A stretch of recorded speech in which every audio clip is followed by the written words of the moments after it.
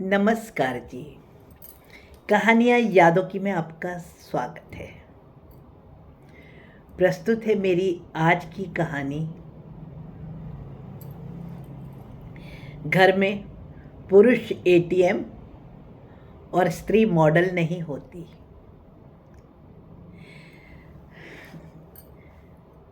बेटा, जैसा तुम चाहते हो तुम दोनों का तलाक तो हो ही जाएगा, परंतु उसके बाद में ना तुम दोनों के लिए सिर्फ एक रास्ता बचेगा और वह है भटकाव का। हमारे पूरे खानदान में कभी ऐसा नहीं हुआ।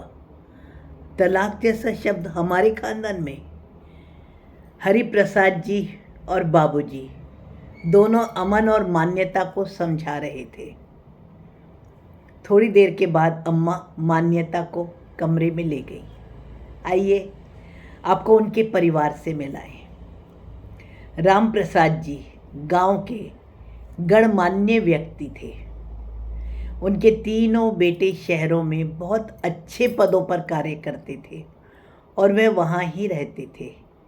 गांव में उनकी बहुत सारी ज़मीन थी, जिनमें से कि सरकार द्वारा एक्वायर भी कर ली गई, परंतु फिर भी उनके पास गांव में कुछ दुकानें, हवेली और भी काफ़ी ज़मीन बच गई थी। एक्वायर करने के उपरांत आए पैसों को उन्होंने अपने तीनों बेटों को बराबर हिस्सा दे दिया था।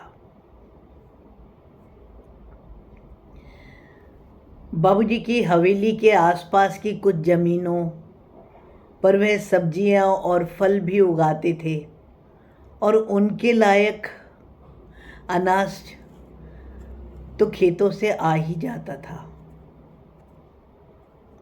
राम प्रसाद जी, अम्मा दोनों अपने सेवक रामू के साथ अकेले ही गांव में रहते थे। उनके बेटे और बहू समय मिलने पर बाबूजी के पास आते जाते रहते थे। अमन, जिसके बारे में कि मैं आपको बता रही थी, वह उनके सबसे बड़े बेटे रामेश्वर का बेटा और उनका पोता था। रामेश्वर की कुछ सालों पहले ही डेंगू के कारण अस्पताल में मृत्यु हो गई थी। शायद यही कारण था कि बाबूजी रामेश्वर के बेटे अमन को कुछ ज़्यादा ही प्यार और ज़्यादा ही सहयोग किया करते थे। कभी कभी रामप्रसाद बाबूजी और अम्मा अपने बेटों से मिलने उनके शहरों में भी जाया करते थे। दिल्ली में बेटे रामेश्वर की मृत्यु होने के बाद उनका दिल्ली में आना जाना सबसे अधिक होता था। अमन की एक बहन स्मिता भी थी, जिसका विवाह की रामप्रसाद जी ने बहुत अच्छे से संपन्न करवाया था। यही नहीं, रामेश्वर की मृत्यु होने के उपरांत अमन को भी विदेश में आगे पढ़ने की जो इच्छा थी, उसे भी रामप्रसाद बाबूजी के सहयोग से ही संभव किया गया। उन्होंने काफ़ी पैसे दिए थे कि अमन विदेश से पढ़ाई करके आ सके और बाबूजी की मेहनत रंग लाई। अमन ने भी बहुत अच्छे नंबरों के साथ पढ़ाई करी और बहुत अच्छे पैकेज के साथ उसकी मुंबई में नौकरी भी लग गई थी। बाबूजी के और बेटे बहू, जो कि क्रमशः बेंगलोर और अहमदाबाद में रहते थे, वो भी बाबूजी का बहुत आदर और प्रेम और सम्मान करते थे। नौकरी लगने के उपरांत अमन मुंबई में ही रहने लगा। बाबूजी को भी अमन की चिंता होती थी। दिल्ली में भी इनका घर बहुत बड़ा था और अमन की बहन स्मिता विवाह के पश्चात उसी घर की ही दूसरी मंजिल में रहती थी, इसलिए अमन को माँ की अधिक चिंता नहीं होती थी। गांव के ही बाबूजी के दोस्त हरि प्रसाद जी की पोती मान्यता, जो कि पुणे में रहती थी। बाबूजी के दोस्त अपने बेटे के पास पुणे में ही आ गए थे और उनके कहने पर बाबूजी ने उनकी पोती मान्यता का विवाह अपने पोते अमन से करवा दिया था। और विवाह के पश्चात तो बाबूजी की, माँ की और अमन की माँ की भी चिंता बहुत कम हो गई थी, क्योंकि अमन अब अकेले नहीं थे। अपितु मान्यता के साथ अब मुंबई में ही था, तो अब इतनी चिंता नहीं रहती थी कि अमन अकेला होगा। अब अमन तो विदेश से पढ़कर आया था और उसका पैकेज भी बहुत अच्छा था, तो पैसों की तो कोई उसको कमी नहीं हुई। परंतु उसे वो सीधी सादी ग्रेजुएट मान्यता अपने अनुरूप नहीं लगती थी। विदेश में भी और मुंबई की रात की कॉरपोरेट पार्टियों में जाना, दोस्ती यारी, यही इसकी दुनिया बन गई थी। मान्यता के साथ रहना अमन को अब बंधन प्रतीत होता था। धीरे धीरे मान्यता ने भी खुद को अमन के अनुकूल बनाने की चेष्टा करी और वह भी अमन के रंग में ही रंगने लगी। और रंगने क्या लगी, वह रंग ही गई। पार्टी, यार, दोस्त, गाड़ी और थोड़ी थोड़ी बियर पीने से की गई शुरुआत अब मान्यता को शराब की लत में तब्दील हो चुकी थी। पार्टियों की तो मान्यता जान बन चुकी थी। अब तो अमन भी मान्यता के बदले रूप को देखकर खुश था। गांव में तो छोड़ो, अमन को अपनी माँ के पास दिल्ली गए हुए ही जाने कितना समय बीत गया था। कुछ ऐसा ही हाल मान्यता का भी था। सब कुछ सही चलता रहता अगर एक दिन वह मनहूस मेल नहीं आती। रिसेशन के कारण कंपनी में हुई छटनी से अमन की भी नौकरी चली गई। अब जब उन्होंने धरातल पर कदम रखे तो पाया कि दोनों ने बचत तो ना के बराबर ही की थी, लगभग की ही नहीं थी। इसके अतिरिक्त गाड़ी का, फ्लैट का और भी कई लोन उनके सिर पर चढ़े हुए थे। हर महीने पार्टी के साथ जो कमेटी डाली हुई थी उसके तो पैसे देने ज़रूरी ही थे। क्रेडिट कार्ड से की गई खरीदारी की पेमेंट वो भी तो करनी ज़रूरी ही थी।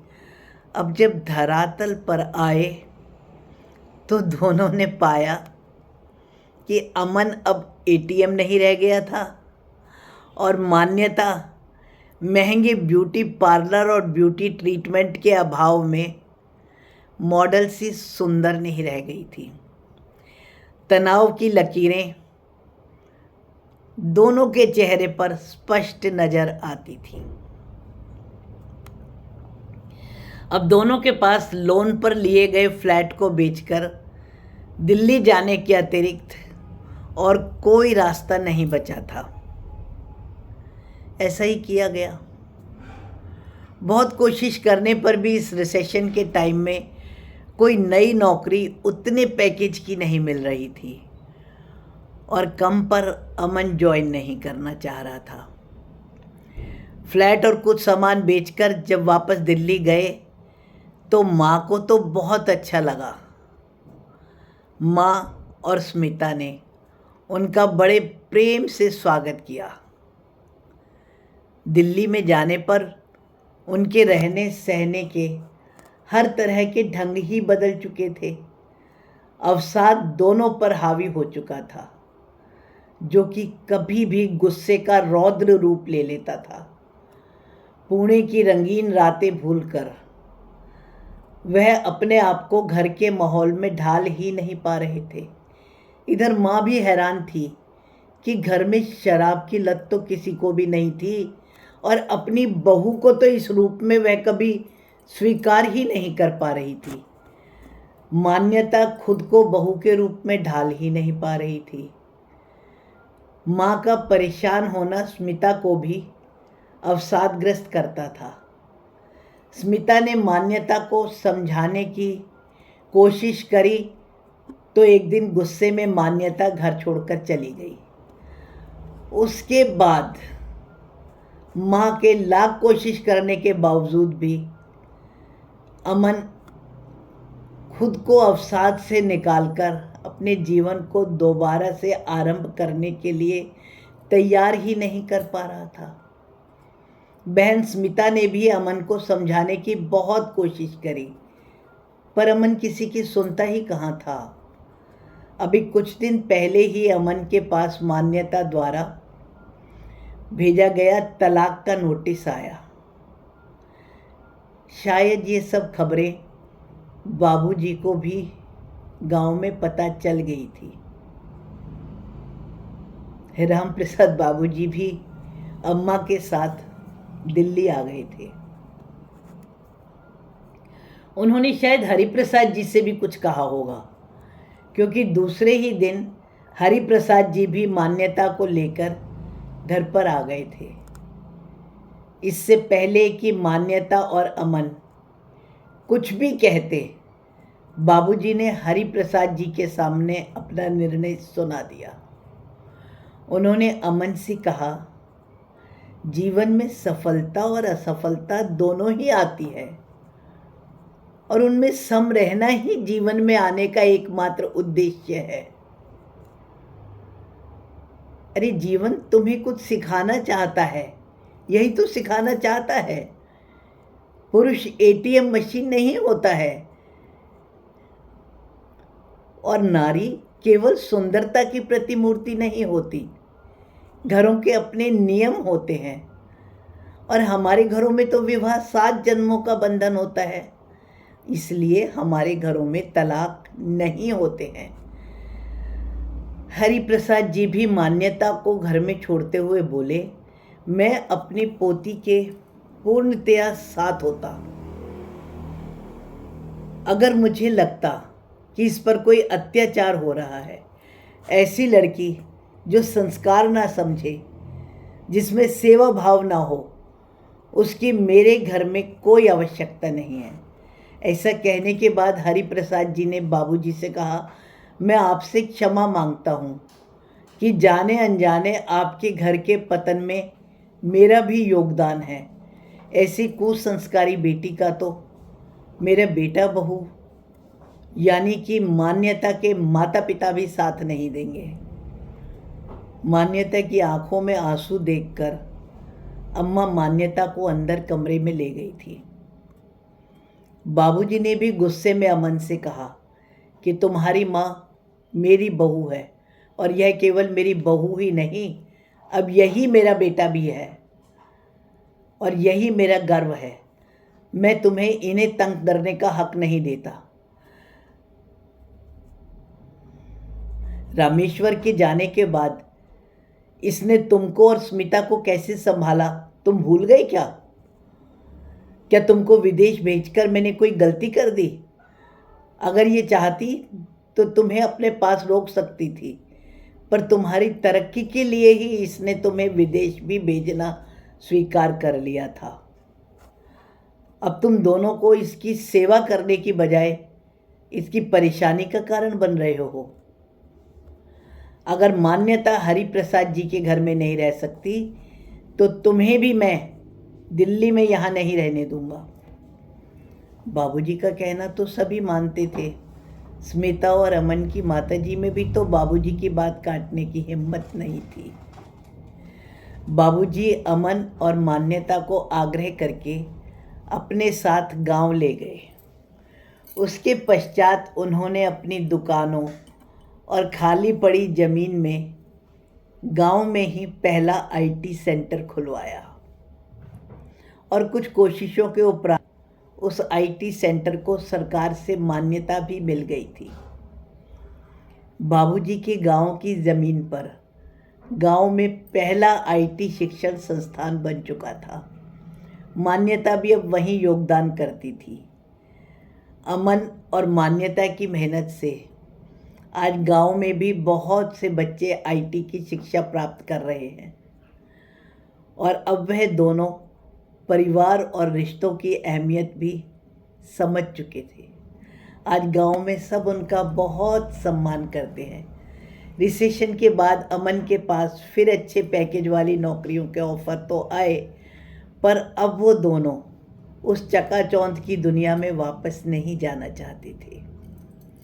अब वे गांव में ही सबकी सेवा करके सच्ची खुशी प्राप्त करना चाहते थे। अमन और मान्यता के दोनों बच्चे होने के उपरांत अब अमन की मम्मी भी अधिकतर समय अपना गांव में ही बिताती थी। बाबूजी और अम्मा भी अब अत्यधिक वृद्ध हो चुके थे। वो भी अपना अधिकांश समय घर में ही बिताते थे। अब क्योंकि मेरठ के इस गांव का भी शहरीकरण हो रहा था, तो राम प्रसाद जी के बंगलौर में रहने वाले पोते ने भी डॉक्टरी करने के उपरांत गांव में ही एक बहुत बड़ी क्लिनिक खोलने का फैसला किया। राम प्रसाद जी का परिवार समझ चुका था कि सच्ची खुशी सबके साथ ही मिलती है। जी हाँ, आपका क्या ख्याल है? मेरी कहानी पसंद आने पर आपके मन में कोई भी विचार आए तो कृपया कमेंट्स द्वारा सूचित करें। जैसा कि मैंने सूचित किया हुआ है कि मैं जल्द ही अपना एक धारावाहिक आरंभ करने वाली हूँ।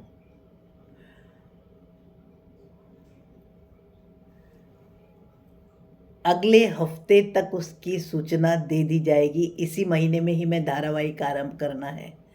तब तक आपका क्रम न टूटे, इसलिए यदि आपको अच्छा लगता है तो मेरे चैनल को सब्सक्राइब करें। धन्यवाद जी।